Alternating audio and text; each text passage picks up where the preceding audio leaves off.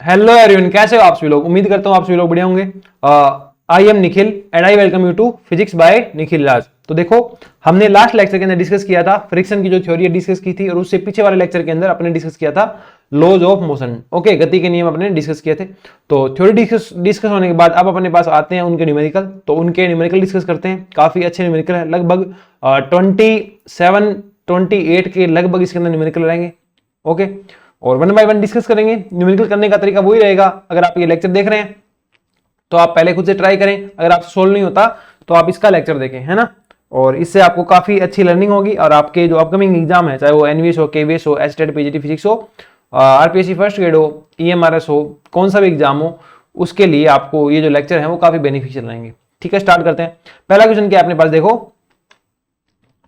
A mass of 1 kg, a mass of 1 kg is suspended by a string A. Another string C is connected to its lower end. See figure. If a sudden jerk is given to C, then देखो इसके अंदर एक concept मैं आपको समझाना चाहता हूं इस क्वेश्चन के बिहाफ पे। देखो कि अगर आपका सॉलिड बेस से कोई वायर लगा हुआ है ना, या फिर कोई आपका धागा लगा हुआ है ए, उससे आपने कोई बॉडी अटैच कर दी, कोई मास अटैच कर दिया, फिर आपने एक धागा और जोड़ दिया। अगर आप सी को एकदम से खींचोगे तो जो आपका जो मोशन है वो ट्रांसफर नहीं हो पाएगा ए तक, और ये कहां से टूटेगा, यहां से टूटेगा। अगर आप इसको एकदम से झटके से नहीं खींचते हो, जरक से नहीं खींचते हो, और इसको धीरे धीरे खींचते हो, तो आपका जो मोशन होगा, जो आपका इनर्शिया होगा, वो ट्रांसफर हो जाएगा कहां तक, ए तक, है ना। ऊपर वाले पार्ट में ट्रांसफर हो जाएगा। तो ये कहां से टूटेगा, ए से। तो झटके से खींचा, जरक से खींचा तो ए से मतलब ए बी से, और अगर झटके से खींचा तो सॉरी बीसी से ट्रांसफर नहीं होगा, और ये कहां से टूटेगा, बीसी के बीच से टूटेगा। अगर धीरे धीरे खींचोगे तो ए और बी के बीच से टूटेगा। यहां क्या बोल रहा है, ये सडन जरक है, एकदम से खींचा तो कहां से टूटेगा, बी और सी के बीच से टूटेगा। तो यहां अपने पास हो जाएगा the portion A B will BC will break, none of string, the mass will start rotating. यहां होगा आपका जो बीसी पार्ट है ये आपका ब्रेक हो जाएगा। तो ऑप्शन नंबर आ गया यहां पे बी। ओके, नेक्स्ट क्वेश्चन देखो। A body of mass 0.4 kg, एक बॉडी का मास 0.4 kg है, starting at origin at t equal to 0। Origin से स्टार्ट होती है, t बराबर 0 से चल पड़ती है, विद स्पीड ऑफ 10 मीटर प्रति सेकंड। 10 मीटर प्रति सेकंड की स्पीड से वो चलना स्टार्ट करती है। 10 मीटर प्रति सेकंड की स्पीड से चलना स्टार्ट करती है। In the positive x direction is subjected to a constant force. आपके पास एक कांस्टेंट फोर्स लगाया जाता है 8 न्यूटन। कौन सी दिशा में, नेगेटिव एक्स डायरेक्शन के अंदर। Calculate the position of the particle after 25 second. 25 second के बाद जो आपका पार्टिकल है उसकी स्थिति क्या होगी, ये क्वेश्चन पूछ रहा है। ठीक है, यहां आपको जहां स्थिति वाला न्यूमेरिकल आ जाएगा कि इसकी पोजीशन क्या होगी, वहां आपको सिर्फ एक ही फॉर्मूला यूज करना पड़ता है। जो इक्वेशन ऑफ मोशन है अपने पास, उसमें से आप सेकंड इक्वेशन यूज कर लीजिए, एस बराबर U T plus half A T square, और ये मान लो t इक्वल टू 0 के ऊपर किसी पोजीशन के ऊपर था, तो ये आ जाएगा s0। तो ये आ गया s बराबर s0 plus U T plus half A T square, जहां पे s0 क्या है, प्रारंभ में कौन सी स्थिति पे था। देखो क्या बोल रहा है, t इक्वल टू 0 के ऊपर कहां पे था, ये ओरिजिन पे था, तो ये तो 0 हो गया s0। तो प्लस u, प्रारंभिक वेग था क्या इसका, कुछ था भाई, ये रहा 10 था। ओके, टाइम कितने टाइम बाद देखना है आपको, 25 सेकंड, तो ये आएगा 25 सेकंड प्लस हाफ का हाफ, ए का मान कितना, एक्सेलरेशन आप इसको दे रहे हो, कितना दे रहे हो, 8 न्यूटन का बल लगा रहे हो, तो एक्सेलरेशन कितना हो गया, ए बराबर कितना आ जाएगा, एफ बटा एम। एफ कितना है 8, एम मास कितना है 0.4, तो ये आ जाएगा 80। इसका भाग दोगे तो ये आ जाएगा 20। ओके, तो यहाँ ये आ गया ए का मान 20, टी स्क्वायर, टाइम कितना है 25 सेकेंड, तो ये आ जाएगा आपके पास 25 इसका स्क्वायर, तो ये हो गया आपके पास 250। माइनस आएगा यहाँ पे, क्यों आएगा माइनस, क्योंकि जो आपका एक्सेलरेशन है वो माइनस के एक्स डायरेक्शन में है ना, माइनस के एक्स डायरेक्शन में। देखो आप अभी जो आपका बल लग रहा था ना, वो कौन सी डायरेक्शन थी, माइनस एक्स थी, जबकि आपकी जो स्पीड थी वो कौन सी थी, प्लस एक्स थी। तो ये इधर प्लस रहेगा, इधर माइनस रहेगा। ओके, इसको सोल्व करोगे आएगा 10, ये आएगा 625, तो आएगा 6250, सोल्व करने पे आएगा माइनस का 6000। ठीक है, तो डिस्टेंस कितनी कवर कर लेगा, 6000 मीटर कवर करेगा, कौन सी डायरेक्शन में, माइनस के एक्स डायरेक्शन में। ओके, तो ये आपका आंसर आ जाएगा कितना, माइनस का 6000। ओके, अगर एक्स डायरेक्शन दे देता, माइनस एक्स डायरेक्शन दे देता तो 6000 आता, डायरेक्शन नहीं दी तो यहाँ पे कंप्लीट साइन के साथ आएगा ये माइनस का 6000। नेक्स्ट क्वेश्चन देखो क्या बोल रहा है, a ball of mass 0.2 kg is thrown vertically upwards by applying a force by hand. 0.2 kg mass की एक बॉल है, उसको ऊपर फेंक रहा है, किसकी हेल्प से, अपने हाथ की हेल्प से। ऐसे फेंकेगा ना तो इतनी दूर तक तो हाथ चलेगा, और उसके बाद हाथ ना चल करके क्या चल रही होगी आपकी, इतनी दूर तो हाथ चलेगा, इसके बाद बॉल चली जाएगी ऊपर, ठीक है। बॉल का मास आपको दे दिया इन्होंने 0.2 kg। If the hand moves 0.2 metre, इस प्रोसेस के अंदर जो आपका हाथ है, इस प्रोसेस के अंदर जो आपका हाथ है वो कितना दूरी कवर कर रहा है, इस तरीके से 0.2 metre. Okay, hand move 0.2 metre while applying the force and the ball goes up to 2 metre. Ball कितनी ऊपर जाती है, हाथ से यहां तक फेंक दिया, बॉल कितनी ऊपर जाएगी, फर्दर 2 मीटर तक ऊपर जाएगी। Find the magnitude of the force, तो फोर्स का मैग्नीट्यूड आप बताओ कि कितना फोर्स टोटल लगेगा। ओके, तो ये आप देखो कितना टोटल फोर्स लग रहा होगा। टोटल फोर्स लग रहा हो मतलब आपने हाथ से कितना फोर्स लगाया। ओके, ठीक है जी। सबसे पहले आप देखो कि आपने कितने वेग से फेंका उसको, ठीक है। तो वेग के लिए क्या आएगा, वेग के लिए आपके पास सूत्र आता है, आप कितनी मैक्सिमम हाइट तक फेंक सकते हो अगर आप उसको ऊपर की तरफ फेंको और यू वेग से फेंको, तो ये आपके पास आता है यू स्क्वायर बटा 2g। तो कितनी हाइट तक फेंका आपने, 2 मीटर हाइट तक। वेग कितना था पता नहीं, 2 गुणा ग्रेविटेशन कितना था, 10 था ग्रेविटेशन एक्सीलरेशन। तो यहां से यू स्क्वायर कितना आ गया, 20 दूने 40 मीटर। तो यू आ गया अपने पास 2√10 मीटर, ओके, प्रति सेकंड यू आ गया। अब देखो इस यू को गेन करने के अंदर आपने यहां से इतने वेग से फेंका, इस यू को गेन करने के लिए आपको डिस्टेंस कितनी मिली, इतनी सी डिस्टेंस मिली आपको, आपके पास 0.2 मीटर तक। 0.2 मीटर के अंदर आपको इतना वेग देना है। ओके, तो आपके पास एक्सीलरेशन कितना हो जाएगा, लगाओ दिमाग, क्या था, v स्क्वायर बराबर यू स्क्वायर प्लस 2as, प्रारंभिक वेग 0, अंतिम वेग कितना हो गया, यहां से यहां तक लेके आए इतने में ही, स्क्वायर है तो हो जाएगा 40 बराबर 2a। एक्सीलरेशन आपने दिया था, डिस्टेंस कितनी मिली थी आपको वेग देने के लिए 0.2, तो ये होगा a बराबर 40 बटा 0.4, ये 0 यहाँ पे 4 से 4, तो आपको एक्सीलरेशन कितना आ गया 100 मीटर प्रति सेकंड स्क्वायर। आगे क्या बोला था इसने, फोर्स निकालना था आपको, है ना, the magnitude of the force, कि कितना फोर्स आपने उसको सप्लाई किया। अब जो आपका फोर्स होता है वो आप यहाँ पे 2 काम कर रहे हो फोर्स से, पहला तो इसको एक्सीलरेशन दे रहे हो, है ना, कितना एक्सीलरेशन आपको दिया, इतना एक्सीलरेशन दिया उस बॉल को। दूसरा, इस एक्सीलरेशन के साथ साथ आपने ग्रेविटेशनल जो एक्सीलरेशन है, गुरुत्वाकर्षण जो बल है, उसके विरुद्ध भी काम किया था। जो आपका जो कुल बल होगा तो वो कितना आएगा, m बराबर a प्लस जी। m कितना है 0.2, a कितना है 100 और जो g है वो है 10, तो ये आ गया आपके पास 0.2 गुणा 110 220, तो ये आ गया आपके पास 22 न्यूटन। कितना आ गया, 22 न्यूटन आपके पास टोटल बल आ गया, इतना बल आपने लगाया था। तो ऑप्शन नंबर यहाँ पे हो जाएगा आपके पास सी। नेक्स्ट क्वेश्चन आप देखें, a balloon with mass m, a balloon with mass m is descending down with an acceleration a। a acceleration से नीचे की तरफ आ रहा है, जहां पे a क्या है, लेस देन g है। How much mass should be removed from it, इससे आपको कितना मास हटाना है, so that it start moving up with an acceleration a। इस जैसे देखो क्या बोल रहा है, ये एक बैलून है तो हवा भरी हुई है, तो इसको ऊपर की तरफ खींचा जाएगा किसी फोर्स b से। इसका मास कितना है, m है, तो नीचे की तरफ कितना लग रहा होगा बल, mg। अब ये कहां जा रहा है, नीचे उतर रहा है, नीचे उतर रहा है कितने त्वरण से, a त्वरण से, a एक्सीलरेशन से, तो ma से नीचे आ रहा है ना, ma इसके ऊपर टोटल जो फोर्स है वो कितना है, ma नीचे की तरफ है। अब कह रहा है इसका मास क्या कर दिया, कम कर दिया, इसका मास क्या कर दिया, कम कर दिया, m माइनस का m डैश कर दिया। समझ रहे हो ना बात, पहले इससे मास अटैच था, ये वाला मास जो अटैच है ना, इसका मास कितना है, कैपिटल M है। अब इस मास को इन्होंने क्या कर दिया, थोड़ा सा कम कर दिया। अब ये मास कितना है, m माइनस का m डैश है। बैलून ऊपर की तरफ कितने हवा भरी हुई है, बैलून में जो हवा भरी हुई है उसकी वजह से ऊपर की तरफ कितना फोर्स लग रहा है, b फोर्स लग रहा है, और नीचे की तरफ अब मास इतना कर दिया तो ग्रेविटेशन कितना लगेगा, m माइनस का m डैश गुणा g। जब इतना हो रहा है तब ये क्या कर रहा है, ऊपर जा रहा है, ठीक है जी, ऊपर जा रहा है, कितने कितने त्वरण से, a डैश से, तो m माइनस m डैश गुणा a, ठीक है। पहले नीचे जा रहा था, अभी ऊपर जा रहा है, पहले नीचे त्वरण a से जा रहा था, अब ऊपर त्वरण a से जा रहा है। पहले नीचे मास m को लेके जा रहा था, अब ये ऊपर मास m माइनस m डैश को लेके जा रहा है, ठीक है। यहाँ पे इक्वेशन बनाओ, टोटल फोर्स बराबर, ये कहाँ है, नीचे, तो नीचे वाला ज्यादा है तो नीचे वाला माइनस ऊपर वाला। इधर देखो टोटल कहाँ जा रहा है, ऊपर, तो ऊपर वाला जो इक्वेशन है जो ma है वो इतना हो जाएगा, ऊपर वाला मतलब ऊपर वाला ज्यादा है तो b ज्यादा है, माइनस का m डैश गुणा g। ओके, सोल्व करो और निकालना क्या है,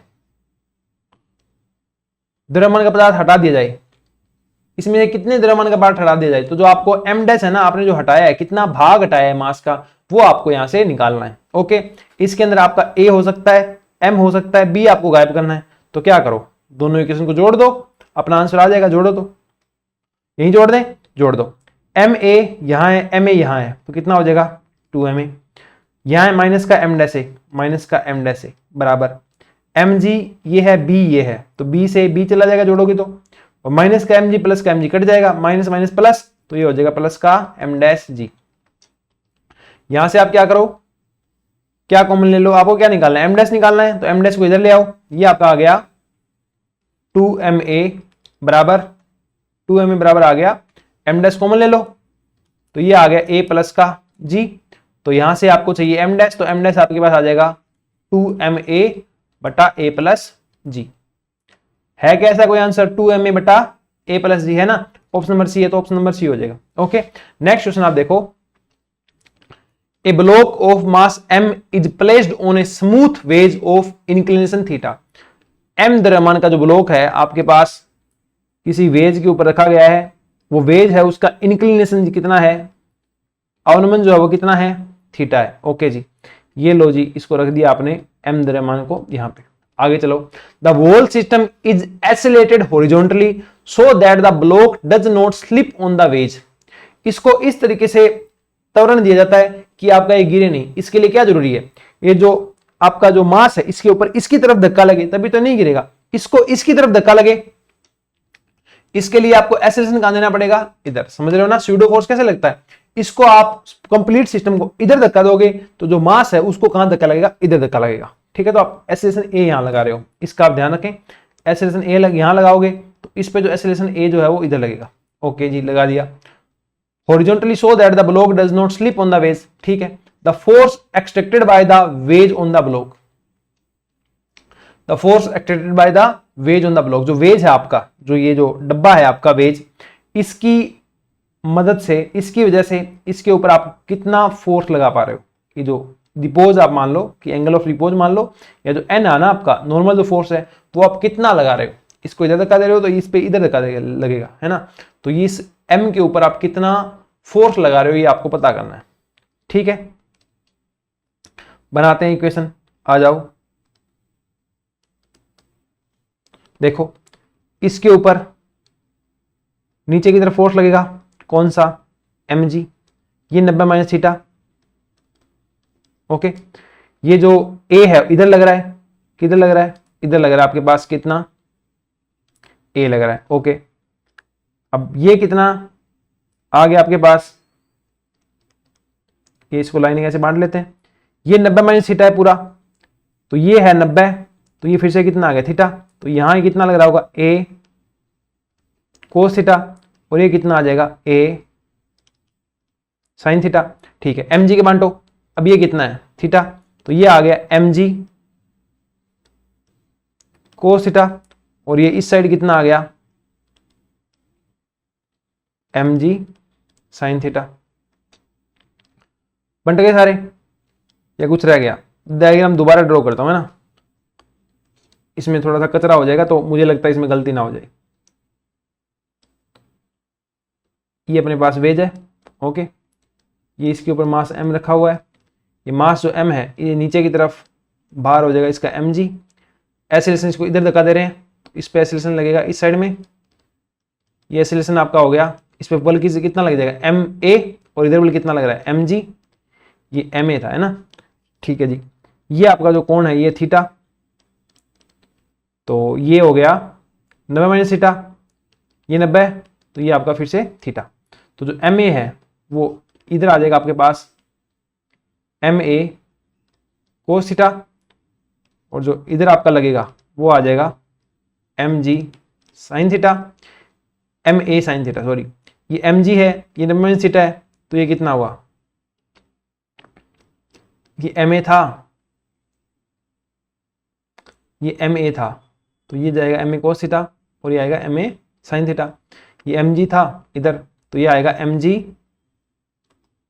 कोस थीटा, और ये जाएगा इधर mg साइन थीटा। ओके, अब यहां से देख लो आप कितना आ गया, और इधर लग रहा होगा आपका जो नॉर्मल फोर्स लग रहा है, n नॉर्मल फोर्स लग रहा होगा। ओके, इनसे आप बनाओ, आपके पास n कितना आ गया, यहां से n आ गया, इस साइड में दो फोर्स लग रहे हैं, ma sign theta plus mg cos theta, equation number 1।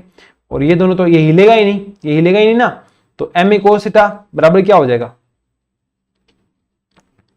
M A cos theta बराबर हो जाएगा आपका एम जी साइन थीटा। ये दोनों बराबर हो गए, तो सोल्व करो, एम से एम गया, ये क्या आया, a cos theta is equal to आ गया आपके पास जी साइन थीटा। ठीक है, आपको गायब करना है, यहाँ से ए गायब करना है, तो ए का मान क्या आ जाएगा, टेन थीटा, ए का मान आ जाएगा टेन थीटा। तो एन आपके पास कितना आ गया, एम, ए का मान आपके पास आ गया जी टेन थीटा, तो जी टेन थीटा, ए का मान साइन थीटा का sine theta plus m g cos theta. तो ये आपके पास आ जाएगा अब साइन साइन कोस। ये थोड़ा सा आगे सोल्व करो, ये कितना आ गया, एन बराबर आपके पास इसमें से आप कॉमन ले लो, एम जी कॉमन ले लो, तो ये आ गया साइन थीटा बटा कोस थीटा, फिर से यहाँ पे साइन थीटा और इधर आपके पास कोस थीटा। एलसीएम ले लो, ये रहेगा एम जी, एलसीएम आ गया कोस थीटा, तो ये बन गया साइन स्क्वायर थीटा और ये बन गया आपके पास कोस स्क्वायर थीटा, इसका मान 1, तो ये आ गया एन बराबर एम जी बटा कोस थीटा। तो वेज कितना बल लगा है, नॉर्मल फोर्स कितना लग रहा है आपके पास, एम जी बटा कोस थीटा जो है आपके पास टोटल फोर्स लग रहा है। ओके, ये हो गया आपके पास क्वेश्चन नंबर 5, ऑप्शन नंबर आ गया इसके अंदर आपके पास डी। नेक्स्ट क्वेश्चन क्या है, when A bullet is fired eight A target, एक किसी लक्ष्य के ऊपर जब गोली चलाई जाती है, its velocity decreases by half, मतलब पहले v थी, डिक्रीज हो गई हाफ तक, कितनी आ गई, v/2 आ गई, आफ्टर पेनिट्रेटिंग 30 सेंटीमीटर, और ये डिस्टेंस कितनी कवर की इसने, 30 सेंटीमीटर। ऐसा यूनिट की बात करो तो 0.3 मीटर इनटू इट। ठीक है, the additional thickness it will penetrate before coming to rest. अब ये v/2 से चल के कहां तक पहुंच गई, 0 तक पहुंच गई, कितने तक पहुंच गई, 0 तक पहुंच गई। तो फिर इसको कितनी डिस्टेंस और चाहिए, मान लो ये डिस्टेंस थी इसने x s कवर की, समझे ना, v से v/2 तक आ गई गोली, कितनी दसी, 0.3 मीटर दसी। अब ये 0 पे पहुंच जाएगी s मीटर और दसने के बाद। ठीक है, तो आपको यहाँ पे s की वैल्यू निकालनी है। आप क्या नियम लगाओगे, नियम लगाओगे सिंपली v² बराबर u² प्लस 2as, डिसलेशन लग रहा है। ठीक है, तो लगाओ कॉन्सेप्ट, अंतिम वेग v² बटा 4, प्रारंभिक वेग v², डिसलेशन है 2 गुणा a, माइनस का आएगा क्योंकि डिसलेशन है, रोक रहा है इसको। डिस्टेंस कितनी कवर की, 0.3, समीकरण नंबर 1। दूसरी बनाओ, कितने वेग से चली, अंतिम वेग कितना हो जाएगा 0, अंतिम वेग 0, प्रारंभिक वेग v² वाला, तो v² बटा 4 माइनस फिर से एक्सीलरेशन, एक्सीलरेशन इस बार कितना है, एक्सीलरेशन तो सेम ही रहेगा ना, सेम ही रहेगा, कोई दिक्कत नहीं है, शुरू से चल रहा था वही चलेगा, इनटू आपके पास यहाँ पे आ जाएगा कितनी दूरी कवर करेगी, ये आ जाएगा एस आपके पास। ओके, इक्वेशन नंबर 2 इतना है आपके पास। यहां से निकालना क्या आपको, एस निकालना है, तो एस का मान निकालो। कैसे निकालोगे, ए को गायब करना पड़ेगा, और कोई तरीका हो सकता है क्या, और कोई तरीका बिल्कुल हो सकता है। कैसे, सोल्व करो दोनों को, इसको इधर ले जाओ, इसको इधर ले आओ, तो ये आपको बनेगा एक नंबर इक्वेशन को मैं दोबारा सोल्व कर रहा हूं, है ना, आप देखना थोड़ा सा, v² से इधर लाके v² माइनस 4 घटाओगे तो ये बनेगा 3v² बटा 4, इसको इधर लेके जाओगे तो 0.6, तो 0.6a, समीकरण नंबर 1। ओके, इसको इधर ले आओ तो ये बन गया 2as, कितना, 2as बराबर v² बटा 4, समीकरण नंबर 2, भाग दे दो, 1/2 कर दो, क्या होगा 1/2 करोगे तो v² से v² गया, 4 से 4 गया और a से a गया, तो ये आया आपके पास 0.6 बटा 2s बराबर 3। तो यहां से आपके पास जो s है वो आ गया, s कितना आ गया आपके पास, यहाँ पे देखो 0.6 बटा 6 बराबर आ गया s 0.1, कितना आया 0.1 मीटर, तो सेंटीमीटर में कितना हो गया 10 सेंटीमीटर, मतलब गोली और कितनी धसेगी आपके पास 10 सेंटीमीटर और धस जाएगी। अगला क्वेश्चन आप देखो, और अगला क्वेश्चन आपके पास क्या है, the adjacent figures is the part of a horizontal stretch net, section A B is stretched with force of 10, जो ए बी पार्ट है इसको नीचे की तरफ खींच दिया, कितने से 10 न्यूटन से खींच दिया। ठीक है, the tension in the section B C and B F, B C और बी एफ जो है इसके ऊपर कितना टेंशन लगेगा, तो इस डायग्राम को उठा के अलग ही बना लो, ये लो, ये आपका हो गया बी, ये हो गया सी, ये हो गया एफ और ये हो गया आपका ए, नीचे खींचा इसको कितने से 10 न्यूटन से, तो यहाँ टेंशन लग रहा होगा कुछ, मान लो T1, यहाँ लग रहा होगा कुछ T2, ठीक है, ये एंगल 120, ये 120, तो बचा हुआ कितना 360 का माइनस कर दो 240, 120, ठीक है। अब आपको बताना है कि T1 T2 कितना लग रहा होगा, ठीक है, सिंपली इतना बताना है।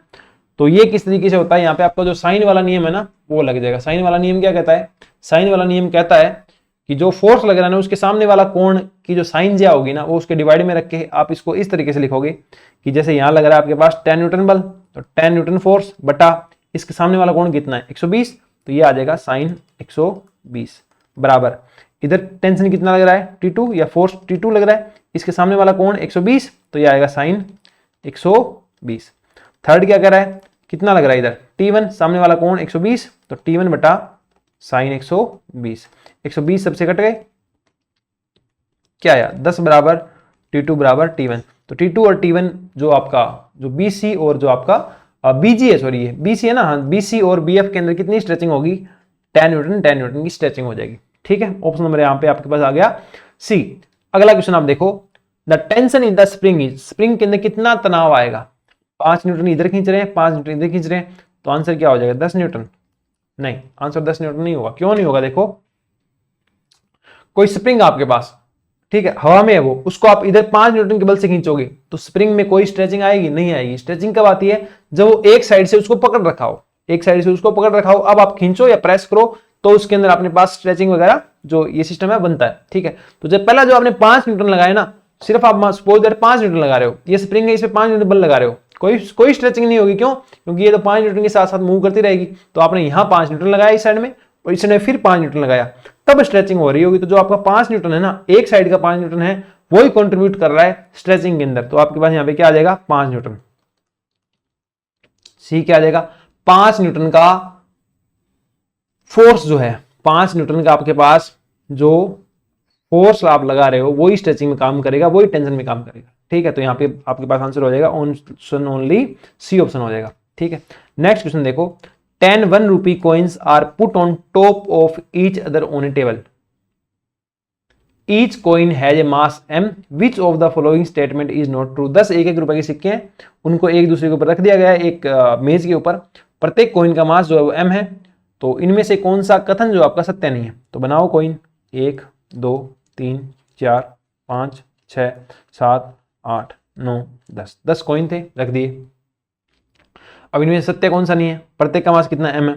The force on the sixth coin, छठे कॉइन के ऊपर जो आपका बल है, counted from the bottom, bottom से काउंट करो 1 2 3 4 5 6 7 8 9 10, ठीक है जी। Force on the sixth coin counted from the bottom, ये लो आपका ये छठा कॉइन हो गया। On its top is equal to 4 mg, इसके ऊपर जो बल लग रहा है ऊपर से कितना लग रहा है 4 mg, सही बात है, 1 mg 2 mg 3 mg 4 mg लग रहा है, सही बात है, ये तो सही है। नोट ट्रू का पूछा इन्होंने, ये तो ठीक है। The force on the sixth coin, अब सिक्स्थ कॉइन के ऊपर जो sixth coin due to seventh coin, sixth coin के ऊपर सेवंथ कॉइन की वजह से कितना बल लग रहा होगा 4 mg लग रहा होगा, ये बात भी सही है, क्योंकि 3 तो ये लेके आ रहा है, एक खुद का लगा रहा है, तो यहाँ पे 4 mg लग रहा होगा, तो ये बात भी सही है। The reaction of the sixth coin on the seventh coin is 4 mg, sixth की वजह से सेवंथ के ऊपर, सिक्स्थ की वजह से सेवन के ऊपर जो रिएक्शन फोर्स है वो भी 4 mg होगा, ये बात भी सही है। ये बात सही क्यों है, क्योंकि जब सिक्के जचा के रख दिए तो सारे क्या है संतुलन की अवस्था में, संतुलन की अवस्था में मतलब सातवां छठे पे अगर 4 mg नीचे लगा रहा है तो छठा सातवें के ऊपर कितना बल लगा रहा होगा 4 mg लगा रहा होगा, बस वो बराबर होंगे, तभी तो ये हिलेगा नहीं, संतुलन की अवस्था में रहेगा। तो ये जो रिएक्शन फोर्स है छठे से सातवें की तरफ 4 mg, ये भी सही है, तो ये भी आपका सही हो गया। क्या बोल रहा है, the total force on the 10th coin is 9 mg, 10वां जो कॉइन है उस पर कुल जो बल होगा आपका वो आपके पास 9 mg होगा। पॉसिबल नहीं है, क्यों, क्योंकि 10वां कॉइन हिल थोड़ी रहा है, संतुलन की अवस्था में है, तो कुल फोर्स हमेशा प्रत्येक कॉइन के ऊपर कितना होगा 0 ही होगा। तो टोटल फोर्स इन्होंने कितना बोला 9 mg बोला, गलत बात है, टोटल फोर्स कितना होगा 0 होगा हमेशा, क्योंकि वो संतुलन की अवस्था में, कॉइन खुद से हिल थोड़ी रहा है, फोर्स लेता तो हिलता, संतुलन की अवस्था में मतलब नो फोर्स, तो फोर्स कितना आएगा 0। तो यहाँ पे कौन सा कथन आपके पास गलत है, option number D. Next question देखो, a student attempts to pull himself up by tugging on his hair, he will not succeed. एक छात्र स्वयं को अपने बाल ऊपर की तरफ खींचकर ऊपर उठाने का प्रयास करता है, वह सफल नहीं होता, ऐसा क्यों है। ऐसा इसलिए देखो कि जैसे इसको आप इस तरीके से समझो, ठीक है, कि आप खुद को जैसे चाहो तो आप खुद को पीछे धक्का मार सकते हो, ऐसे खुद को धक्का मार सकते हो, नहीं मार सकते। क्यों नहीं मार सकते? या खुद को बालों को ऊपर की तरफ खींच के क्या खुद को ऊपर उठा सकते हो? नहीं। क्यों नहीं उठा सकते? कि किसी भी बॉडी के मोशन में चेंज करने के लिए आपको जो फोर्स है वो एक्सटर्नली लगाना पड़ेगा। कहां से लगाना पड़ेगा? बाहर से लगाना पड़ेगा आपको। आपको खुद को से ऊपर खुद को ऊपर उठाना है तो कोई बाहर से बल लगेगा, वो आपको ऊपर खींचेगा, है ना, ऊपर की तरफ आपको खींचेगा, ऊपर की तरफ आपको खींचेगा। पर जब इंटरनली फोर्स लग रहा है, जो आप खुद से खुद को ऊपर खींच रहे हो, वो क्या है? इंटरनल फोर्स है। तो इंटरनल फोर्स जो है आपकी पोजीशन के अंदर, आपके मोमेंटम में आपको ऊपर की तरफ नहीं लेके जा सकता। तो जो इंटरनल फोर्स लगा रहे हो आप, वो काम नहीं करेगा, है ना। तो ये क्या आएगा इसके अंदर? क्यों नहीं होगा ऐसा? क्यों नहीं ऊपर की तरफ जाओगे आप? As the force applied is internal to the system. जो फोर्स आप लगा रहे हो क्या है? सिस्टम का अंदर वाला बल है। इसलिए ये तो ऐसे ही हो गया ना, जैसे कोई वस्तु पड़ी है ना, कोई निर्जीव वस्तु पड़ी है तो वो खुद से मूव करेगी। क्यों? क्योंकि उसके अंदर एटम है। एटम है तो वाइब्रेशन करेंगे, तो वो हो सकता है वाइब्रेशन किसी एक साइड में हो तो उसको एक साइड में ले जाए। ऐसा नहीं है, ऐसा नहीं है। जो इंटरनल फोर्स होंगे वो उसके अंदर उसको मोशन नहीं करवा सकते आप। तो ये आ गया आपके पास ऑप्शन नंबर डी। पढ़ लो फिर भी आपकी option. As the force extracted is small, ऐसा कुछ नहीं है। The frictional force while gripping is small, no. Newton's law of inertia is not applicable to living beings, no. तो आपका चौथा इसके अंदर ऑप्शन हो जाएगा। नेक्स्ट क्वेश्चन देखो क्या है। A shell at rest at the origin explode into 3 fragments of mass 1 kg, 2 kg, m kg। एक आपके पास पार्टिकल था, वो फट गया, ठीक है, 3 भागों में, 1 kg, 2 kg और m kg के जो टुकड़े थे उसके हो गए। The 1 kg and 2 kg piece fly off, उड़ जाते हैं विद स्पीड ऑफ 5 मीटर प्रति second along X axis, 6 metre प्रति second along Y axis respectively. If the m kg piece flies off with a speed of 6.5 metre प्रति second, the total mass of the cell must be. तो कुल मास इसका कितना होगा? आपका जो cell है इसका कुल मास कितना था? 3 भाग हैं, 1 है, 2 है और m है। थोड़े से बड़े लिखता हूं ना, आपको पढ़ने में आसानी होगी। 1 है, 2 और m है। तो 1 और 2 जो मास है टूटने के बाद टोटल कितना हो गया? टोटल हो गया आपके पास m + 3, इतना मास टोटल, ठीक है। टूटने के बाद 1 kg and 2 kg fly of with speed इतना अलोंग x और इतना अलोंग y। तो इतना अलोंग x, ये जा रहा है इधर 5 की स्पीड से, कौन सा वाला? 1 वाला, 1 kg वाला। और दूसरा जा रहा है आपके पास किधर? 2 kg वाला 6 की स्पीड से, ओके। अब वो इनका जो परिणामी होगा वो किधर आएगा? इधर आएगा। तो संतुलन की अवस्था के लिए वो तो क्या था? रेस्ट पे था इनिशियली, तो वो किधर जाएगा? इधर जाएगा वो, ओके, इधर जाएगा। कितने मास वाला? m मास वाला। मान लिया इधर कितनी स्पीड से जाएगा? v की स्पीड से जाएगा, ओके। ये दे दी ना स्पीड 6.5, स्पीड कितनी दे दी इन्होंने? 6.5 मीटर प्रति सेकंड दे दी, ओके। चला जाएगा। The total mass of the cell must be, तो सेल का जो टोटल मास है वो कितना होगा? आप यहाँ पे क्या करो? मोमेंटम, जो आपका कंजर्वेशन ऑफ मोमेंटम होता है ना, वो लगाओ। कंजर्वेशन ऑफ मोमेंटम आपको क्या कहता है? कंजर्वेशन ऑफ मोमेंटम कहता है आपको, ये आप ऐसे देखो, इस साइड के अंदर टोटल मोमेंटम देख लो आप, ओके। मोमेंटम देखो, इस साइड में मोमेंटम कितना हो जाएगा? 6 दूने 12, कितना हो गया? 12। इस साइड में मोमेंटम कितना हो गया? 5। ये दोनों क्या है? परपेंडिकुलर है, दोनों परपेंडिकुलर है ना। तो जो परिणामी होगा वो कितना आएगा? परिणामी आएगा आपके पास 12 का स्क्वायर प्लस 5 का स्क्वायर। ये आपको बताइए 12 स्क्वायर और 5 का स्क्वायर के ऐड करके जब रूट करोगे तो ये आएगा 13। कितना आया? 13 आया। 13 आया तो ये हो जाएगा m गुणा 6.5 बराबर 13। तो m आपके पास आ गया 2 kg। कितना आया? m कितना आया? 2 kg। तो कुल मास कितना हो गया? 2 ये रहा और 3 ये रहे, तो कितने हो गए? 5। तो कुल मास कितना हो गया? 5 kg। जो पिंड था, जो सेल थी आपकी, उसका कुल मास आपके पास कितना था? 5 kg था। नेक्स्ट क्वेश्चन आप देखो, the mass of hydrogen molecule is this. Hydrogen molecule का जो मास है वो इतना है। इफ 10⁻23 हाइड्रोजन मॉलिक्यूल स्ट्राइक, इतने मॉलिक्यूल आगे स्ट्राइक करते हैं per second, a fixed wall of area, इतने वॉल का एरिया है, at the angle of this to the normal, normal से इतना कोण बनाते हुए आके वो टकराते हैं, एंड रीबाउंड, और चले जाते हैं elastically with speed of this, इतनी स्पीड से आके टकराए और चले गए। The pressure on the wall is near by, wall के ऊपर कुल कितना प्रेशर लगेगा? देखो कुछ इस तरीके की बात कर रहे हैं, जो नॉर्मल से जो आपका एंगल उन्होंने बता दिया वो कितना है, 45 डिग्री है, ठीक है। और मास आपको हाइड्रोजन मॉलिक्यूल का दे रखा है इतना, और इतने आपके पास मॉलिक्यूल है तो कुल मास इतना हो जाएगा, कोई दिक्कत नहीं है। टोटल मास लिख दूं, टोटल मास कितना हो जाएगा 10 की घात 23 गुणा 3.32 गुणा 10 की घात -27, तो ये हो जाएगा 3.32 गुणा 10 की घात -4 सेकेंड, नहीं सॉरी केजी। ओके, ये आपके पास कुल मास है। 45 डिग्री टूडा नॉर्मल, नॉर्मल आपके पास लगा हुआ है, ठीक है। एरिया आपको वॉल का एरिया दिया हुआ है 2 सेंटीमीटर प्रति second square, sorry 2 centimetre square, तो आपका जो एरिया है उसको एसआई में बात करोगे तो ये हो जाएगा 2 गुणा 10 की घात -4, ठीक है। Rebound with speed of this, speed जो थी वो कितनी दे दी आपको 10 की घात 3 दे दी। ओके, कितनी स्पीड से आ रहा है 10 की घात 3 से आ रहा है, और ये 10 की घात 3 से ही वापस चला जाएगा, तो जो इसका कंपोनेंट है वो ये वाला कितना हो जाएगा 10 की घात 3 कोस 45, और ये वाला कंपोनेंट कितना हो जाएगा 10 की घात 3 साइन 45, है ना। ये वाला जो कंपोनेंट होगा वो दीवार के ऊपर किसी तरीके का कोई जो आपका प्रेशर होता है वो नहीं लगाएगा, है ना, क्योंकि दीवार के पैरेलल ही चला जाएगा ये, जबकि ये इधर आके ऐसे टकराएगा, इधर आके ऐसे टकराएगा ना, फिर ऐसे निकलेगा, तो ये प्रेशर डालेगा। ओके, तो जो आपका ये इतनी स्पीड से आ जाएगा, इसको सोल्व कर लो। कोस 45 कितना होता है 1/√2, तो ये आ गया √10 की घात 3/√2, इतनी स्पीड से तो ये आएगा और इतनी स्पीड से ही जाएगा, तो मोमेंटम में जो कुल चेंज होगा वो कितना होगा, m तो उतना ही है, तो v2 माइनस का v1, आपका जो v2 था, v2 कहाँ है -x डायरेक्शन में है ना, तो ये आ जाएगा 10 की घात 3/√2, -x में जा रहा है ये, ओके, माइनस x डायरेक्शन में पहले कितना है 10 की घात 3/√2, तो आपका जो मोमेंटम चेंज था वो आ गया 2 आएगा, तो 10 की घात 3 है तो ये आएगा 10 की घात 3√2 गुणा m, ये आपका कुल मोमेंटम में चेंज हो गया। इसको आप नेगेटिव रख लो, क्योंकि ये जो अगर कुल मोमेंटम होगा वो अगर प्रेशर की बात करते हो तो ये P1 - P2 होता, ठीक है ना, कि प्रारंभिक माइनस वो होता, तो आप डेल पी इसको लिख लो, कितना आ गया आपके पास 10 की घात √3 गुणा √2, 10 की घात 3√2 m आ गया। ओके, तो अब आपको क्या चाहिए, आपको क्या निकालना है, आपको निकालना है प्रेशर।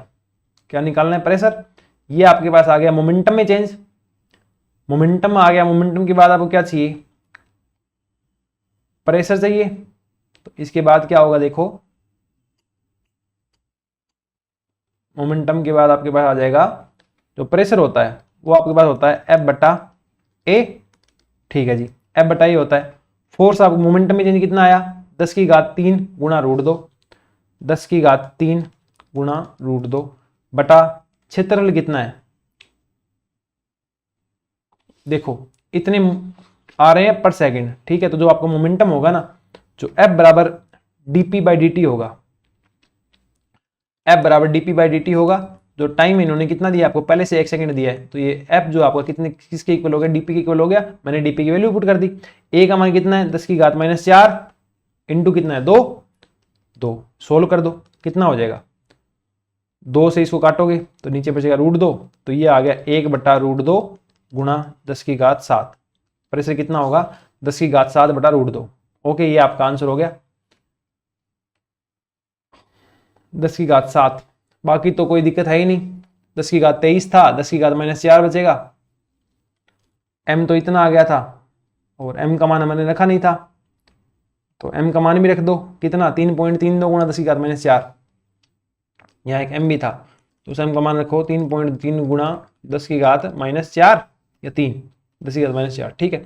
इसको सोल्व करो, सोल्व करोगे तो क्या आएगा 1.732, 17 दूने 34, तो लगभग आएगा 2, और ये बचेगा 2 गुणा 10 की घात 3, तो आपका जो प्रेशर है वो कितना आ गया 2 गुणा 10 की घात 3 आ गया, कितना आ गया 2 गुणा 10 की घात 3, ये रहा लगभग आपका आंसर, ठीक है, 2.3 गुणा 10 की घात 3 न्यूटन प्रति मीटर स्क्वायर, ऑप्शन नंबर आ गया डी, ठीक है। पर सेकंड टी का भाग देने की जरूरत नहीं पड़ी, क्योंकि इन्होंने जो मास दे रखा था वो पर सेकंड दे रहा था, एक ही बात है, वहां कर लेना, मैंने प्रेशर वाले में उसको इंक्लूड कर दिया। ओके, ऑप्शन नंबर डी आ गया। नेक्स्ट क्वेश्चन आप देखो, a gardener waters the plant by a pipe of diameter इतने डायमीटर के पाइप से जो गार्डनर है, माली जो है वो पानी दे रहा है बगीचे के अंदर फूलों को, the water comes out at the rate of this, इतने रेट से पानी जो है वो बाहर आ रहा है ना, V/T दे दिया आपको, तो ये आपके पास 10 सेंटीमीटर क्यूब प्रति सेकंड, जो 10 का 10 है सेंटीमीटर क्यूब, 10 की घात -6, और सेकंड का सेकंड है तो ये मीटर क्यूब हो जाएगा और ये आपके पास सेकंड हो जाएगा। Okay, the reactory force extracted by the hand of the gardener is, तो जो पानी जाएगा उससे पीछे की तरफ बल कितना लग रहा होगा, बल कितना लगता, बल आपके पास ये होता dp बटा dt, संवेग में परिवर्तन की दर, तो ये हो जाएगा m dv बटा dt। v क्या है यहाँ पे, वेलोसिटी, और देखो मास है, मास को आप क्या लिख दोगे, मास को आप लिख सकते हो, जो घनत्व होता है वो क्या होता है, मास बटा वॉल्यूम, तो जो मास होगा वो हो जाएगा घनत्व गुणा वॉल्यूम। ठीक है जी, तो इसको आप तो m का मान रखो, रो इंटू का v, और यहाँ क्या है आपके पास वेलोसिटी वाला v, और ये आपके पास टाइम, तो v बटा t है आपके पास, इसकी वैल्यू है, रो की वैल्यू आपके पास है v बटा t, वॉल्यूम बटा आपके पास जो t है ना, इसकी आपके पास वैल्यू है। अब जो वेग है इसकी वैल्यू नहीं है वेग की वैल्यू नहीं है, तो इसको भी आप लिख दो, ये क्या आ जाएगा आपके पास डिस्टेंस बटा टाइम, वेग को आप ऐसे लिख सकते हो। अब डिस्टेंस को इससे एरिया से गुणा कर दो, इसको एरिया से गुणा कर दो, ये क्या बन गया फिर से वॉल्यूम, तो ये आ गया रो गुणा वॉल्यूम गुणा टाइम इंटू 1 बटा एरिया। अब ये आपके पास फॉर्मूला क्या आ गया, बल का फॉर्मूला आपके पास आ गया, फोर्स का फॉर्मूला आ गया रो v बटा टी वॉल्यूम बटा टाइम, इसका स्क्वायर इंटू 1 बटा ए। करो सोल्व, रो का मान कितना है 1000, घनत्व कितना होता है, पानी का घनत्व दिया नहीं है, पर ये कितना होता है आपके पास, जो रो ऑफ वाटर है वो होता है आपके पास 1000 kg प्रति मीटर क्यूब, तो ये आ जाएगा 1000 गुणा v बटा ए और वॉल्यूम बटा टाइम, कितना दिया हुआ आपके पास 10 गुणा 10 की घात -6, मतलब 10 की घात -5, तो ये आ जाएगा 10 की घात -5 गुणा हो जाएगा 1 बटा ए, 1 बटा एरिया, एरिया कितना है, एरिया है अपने पास, व्यास दिया हुआ है ना अपने को, तो एरिया कितना आ जाएगा पाई आर स्क्वायर, पाई का पाई आर स्क्वायर, रेडियस सही है, ये आपको दिया है 1 मिमी का व्यास है ना, मतलब 10 की घात -3 इसका डायमीटर है, तो ये इसकी रेडियस हो गई, तो ये आ गया 10 की घात -6 और 2 दूने आ गया 4। करो सोल्व करोगे तो इससे काटोगे 10 की घात -1 ऊपर जाएगा 10 की घात 4 गुणा 4 बटा पाई, ये आपका आंसर है। कहीं है क्या, ये है कहीं आपको मिल रहा है ये,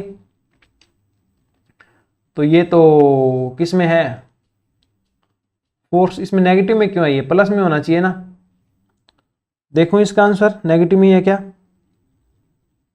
1 सेकंड का टाइम दो, अभी देख लेते हैं।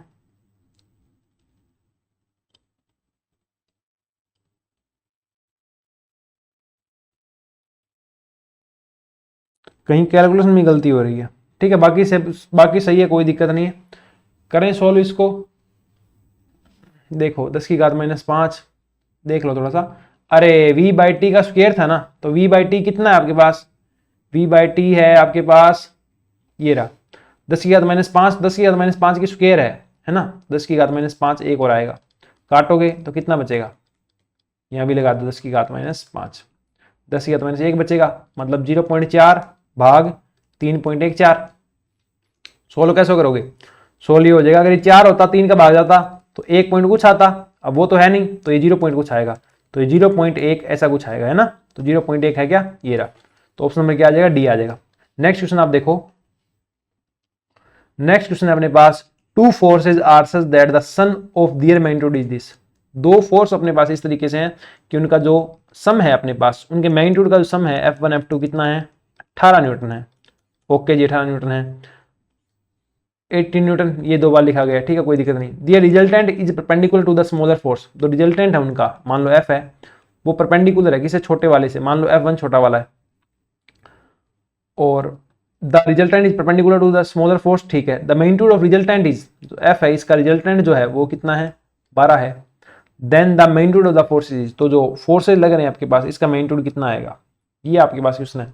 इसको समझने से पहले मैं आपको एक छोटी सी ट्रिक बताता हूँ इस क्वेश्चन को सोल्व करने की। वो ट्रिक क्या रहेगी, आप देखो ये ट्रिक इस तरीके से होती है कि आपके पास F1 इस साइड लग रहा है, ठीक है, F2 इस साइड लग रहा है, ओके, और जो दोनों के बीच का जो कोण है वो आपके पास थीटा है, ये आपके पास परपेंडिकुलर हो गया, और ये आप मिलाओगे तो इसको इस तरीके से मिला दो, इसको A बोल दो, इसको B बोल दो, इसको C बोल दो, इसको D बोल दो, ठीक है, ये तो ये क्या हो जाएगा, देखो ये इधर जा रहा है, ये इधर जा रहा है, त्रिभुज के सदिश नियम से ये आपका जो f है ना, परिणामी जो सदिश है वो हो जाएगा।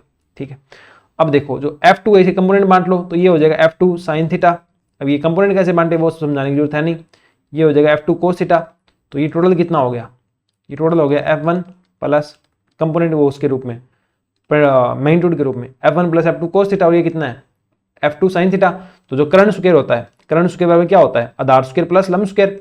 तो ये हो जाएगा f1 plus f2 cos theta इसका square plus f2 sin theta इसका स्क्वायर, क्रॉस होल क्या आएगा f1 का स्क्वायर प्लस f2 का square cos square theta plus 2f1 f2 cos theta plus f2 का स्क्वायर साइन का स्क्वायर थीटा। तो ये आपके पास आ गया देखो f1 square plus f2 square sine square theta cos square theta है ना, f2 स्क्वायर कॉमन लोगे sign square theta plus cos square theta कितना हो जाएगा 1। तो ये आएगा f2 का स्क्वायर, ये आ गया 2f1 f2 cos थीटा, और ये आ गया आपका f का स्क्वायर। तो f जो है इसका मैग्नीट्यूड कितना आ गया root of f1 square plus f2 square plus 2f1 f2 cos theta. ठीक है, समीकरण नंबर 1।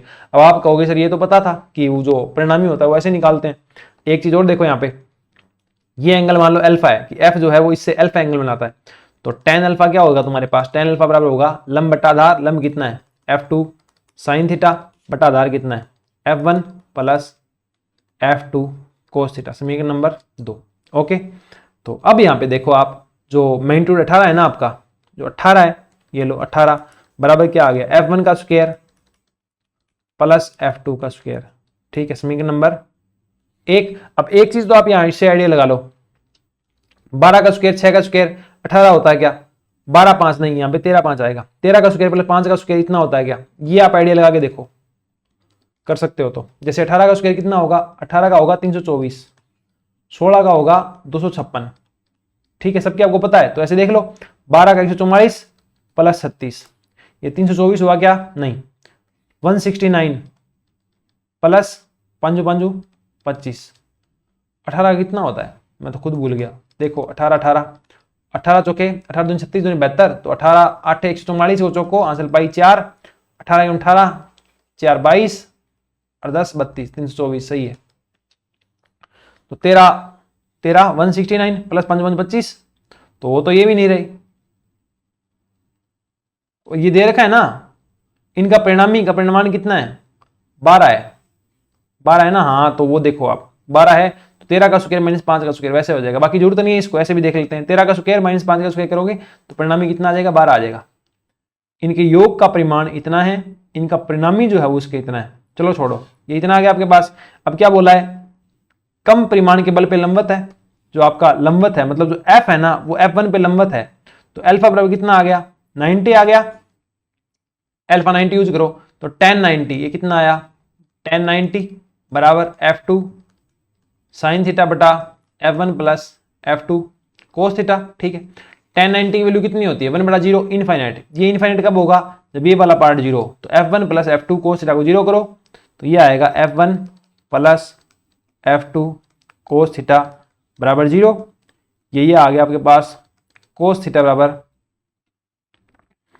कितना आ गया माइनस का f1 बटा f2। f1 कौन सा छोटे वाला आपको याद हो तो, ठीक है, छोटे वाले का आपको पता नहीं है कितना है, नहीं है ना पता, दो बल इस प्रकार का कि इनके योग का परिमाण, योग कर लिया f1 प्लस f2, इनका जो परिमाण आप निकालोगे वो आपके पास 18 है, cos थीटा का मान इतना आ गया। आपको क्या चाहिए, आपको चाहिए cos थीटा का मान आ गया माइनस का f1 बटा f2, और जो परिणामी है जो f वेक्टर आपके पास है, इनके योग का परिमाण f1 vector plus f2 vector, इनके जो मैग्नीट्यूड का जो परिमाण है वो कैसे आएगा, जोड़ का परिमाण, ये फॉर्मूला था ना अपने पास कंप्लीट वाला, इसी से आ जाएगा, क्योंकि ये चीज़ सही नहीं है, ये चीज़ सही नहीं है। क्यों, ये चीज़ कब सही होती, जब f1 f2 एक दूसरे क्या होते लंबवत होते, जबकि ऐसा बोला नहीं है।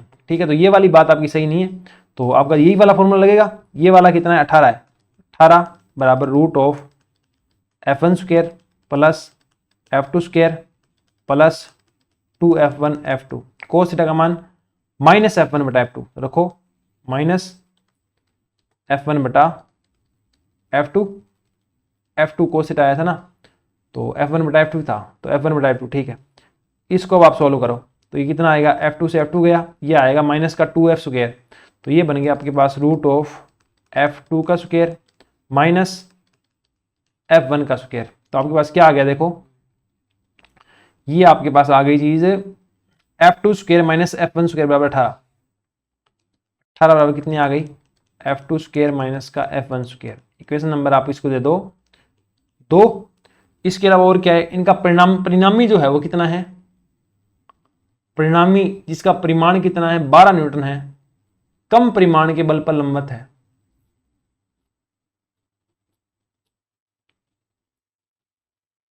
इसके बाद और कोई ट्रिक बची है कि दोनों के स्क्वायर का अंतर, जो दोनों बल आएंगे ना उनके स्क्वायर का अंतर 18 होगा। एक बात तो ये समझ में आ गई, और जो परिणामी होगा वो 12 आएगा, तो परिणामी होगा वो 12 आएगा,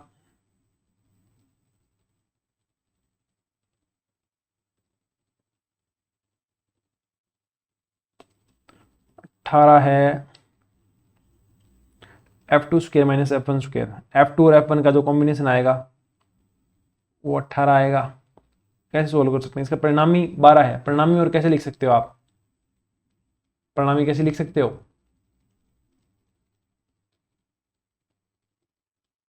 ये चीज 12 भी है, परिणामी इनका योग का परिमाण एडिशनली जोड़ दिया और उसका परिमाण निकाला, तो वो तो ऐसे निकलता है इसका, जिसका इनका परिणामी जिसका परिमाण 12 है, जो F वेक्टर आपका आता उसका मैग्नीट्यूड आपका आता 12, तो ये तो 18। ये थोड़ा सा कंफ्यूजिंग सा क्वेश्चन है,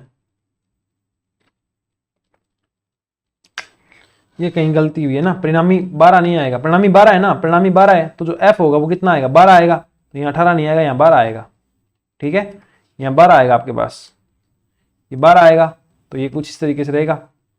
अब हो गया, ये कैसे हो गया देखो, ये तो आ गया 12, और क्या बोल रहा है, इनके योग का परिमाण कितना है 18 है, मतलब एक का मैग्नीट्यूड ले लो 13 मैग्नीट्यूड प्लस 5 मैग्नीट्यूड, ये कितना हो गया 18, ये आपका 18 है, और इनका जो जब जोड़ दिया आपने वेक्टर रूप से तब जो बनेगा ना वो कितना है 12 है, ठीक है, 13 की स्क्वायर माइनस 5 की स्क्वायर तो आपका 12 आ गया, सीधा जोड़ोगे 13 प्लस 5 तो ये आपके पास 18 आ गया। इस तरीके से क्वेश्चन है, थोड़ा सा कंफ्यूजिंग क्वेश्चन है, हल्का सा इसको मैं दोबारा एक्सप्लेन करता हूं। इनके the sum of their magnitude is, अब देखो योग का परिमाण, अब हिंदी में हो जाती है गलती, ये गलती है यहाँ पे देखो, सम ऑफ दियर मैग्नीट्यूड मतलब F1 प्लस F2 परिमाण वाइज बात करोगे तब तो 18 है, और इनको जब जोड़ोगे आप वेक्टर से और उसका जब परिमाण निकालोगे आप तब 12 आएगा, समझ गए। तो जो परिमाण था आपका यहां वाला, यहां वैल्यू कितनी पुट करोगे 12, और जो सीधा जोड़ोगे दो संख्याओं का जो योग करोगे वो कितना आएगा 18 आएगा। ओके, उससे इक्वेशन हो जाएगा। डाउट रहे तो कमेंट सेक्शन में पूछ लेना, दोबारा एक्सप्लेन कर दूंगा हम। ओके, या ग्रुप ज्वाइन कर लेना, डिस्कशन ग्रुप, उसमें डिस्कस कर देंगे, ठीक है। नेक्स्ट क्वेश्चन देखो क्या कर रहा है, नेक्स्ट क्वेश्चन आपके पास कह रहा है 3 ब्लॉक्स ए बी एंड सी, ठीक है। इस लेक्चर के अंदर अपने इतने क्वेश्चन डिस्कस करते हैं, बाकी जो सारे क्वेश्चन बच गए वो अगले लेक्चर के अंदर डिस्कस कर देंगे। ओके, वरना जो लेक्चर है आपके काफी बड़े हो जाएंगे, ठीक है। तो ये लेक्चर यहीं पे फिनिश करते हैं, मिलते हैं अगले लेक्चर के अंदर, तब तक के लिए thank you, bye bye, take care, बने रहिए फिजिक्स बाय निखिल राज के साथ, ठीक है। Bye, take care, bye.